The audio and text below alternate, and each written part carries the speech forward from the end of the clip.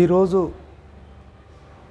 తెలంగాణ సాయుధ పోరాట నిర్మాత కల్లుగీత పనివాళ్ల సంఘం జాతీయ అధ్యక్షులు బొమ్మగాని ధర్మభిక్షం 104వ జయంతి సందర్భంగా వారికి బీసీ పొలిటికల్ ఫ్రంట్ అదేవిధంగా గౌడ ఐక్య సాధన సమితి రాష్ట్ర కమిటీ నుండి ఘన నివాళులు తెలుపుతున్నాం.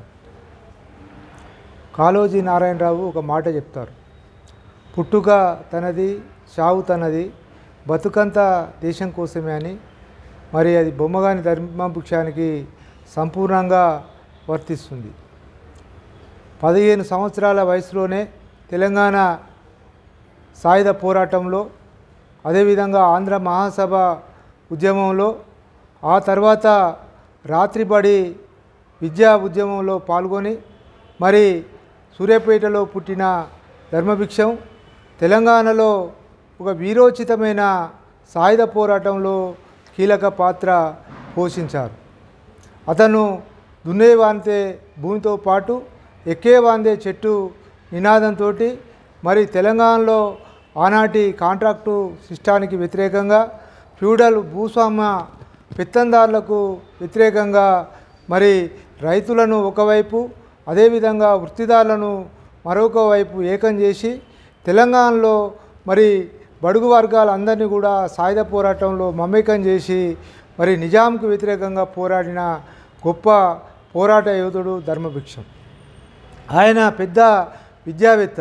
ఆ రోజులలోనే అతను సూర్యాపేట నుండి మరి హైదరాబాద్ వరకు విద్యా హక్కుల కోసం, విద్య కోసం, మరి బడుగు వర్గాలు విద్యకు దూరమవుతురని చెప్పి అందరినీ కూడా ఈ వర్గాలకు సంబంధించిన వాళ్ళను మరి చదువు అందరికీ అవసరం అని చెప్పి అతను విద్యా హక్కు కోసం పెద్ద ఎత్తున పోరాటం చేసిన మహనీయుడు.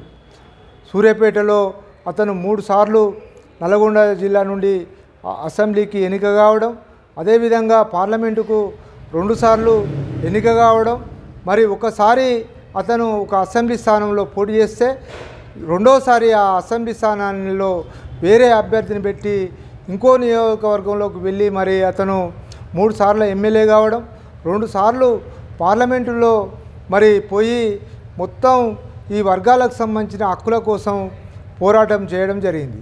ముఖ్యంగా నాగార్జున సాగరు ఆ నిర్మాణం జరిగినప్పుడు కూలీ రేట్ల పెంపు కోసం ఆ నిర్మాణంలో మా కార్మికులు పడుతున్న ఇబ్బందులు అన్నింటినీ కూడా మరి ప్రపంచానికి తెలియజేసి ఆ రోజు నాగార్జున సాగరు నిర్మాణంలో వారి పాత్ర కీలకంగా ఉండడం మనం చూసాం.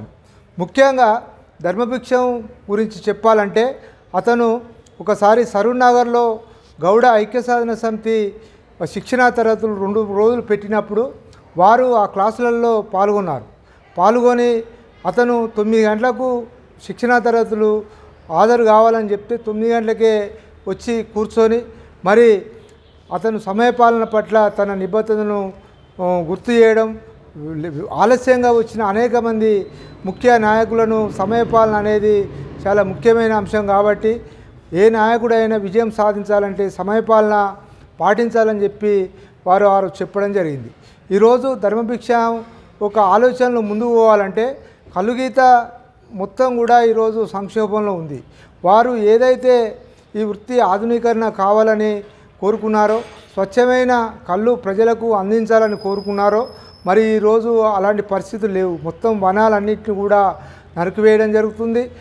గ్రామీణ ప్రాంతాల్లో ఈ వృత్తికి ప్రజలు దూరమవుతారు కాబట్టి ధర్మభిక్షం పేరు మీద మరి నందనం నీరా ప్రాజెక్టుకు నందనం ఆయన పేరు పెట్టి బొమ్మగాని ధర్మభిక్షం నందనం నీరా ప్రాజెక్టుగా నామకరణం చేయాలని ప్రభుత్వాన్ని కోరుతున్నాము.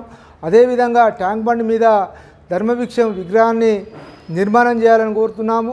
సూర్యాపేటకు ధర్మభిక్షం పేరు పెట్టి అతన్ని గౌరవించాలని తెలంగాణ రాష్ట్ర ప్రభుత్వాన్ని కోరుతూ మరి ధర్మభిక్షం చూపిన దారిలో మేమంతా కూడా ముందుకు పోతూ మరి కల్లుగీత మిగతా సమాజం, తెలంగాణ సమాజం ఎదుర్కొంటున్న అనేక సమస్యల మీద అవిశ్రాంతంగా పనిచేస్తామని, మరి ధర్మభిక్షం అప్పుడే అతని యొక్క ఆలోచనలకు కానీ ఆయన ఆశయ సాధనకు కానీ ఒక స్ఫూర్తి కలిగిస్తామని తెలియజేస్తూ మరి ఈరోజు బీసీ పొలిటికల్ ఫ్రంట్ కార్యాలయంలో వారి జయంతిని ఘనంగా చేయడం జరిగింది.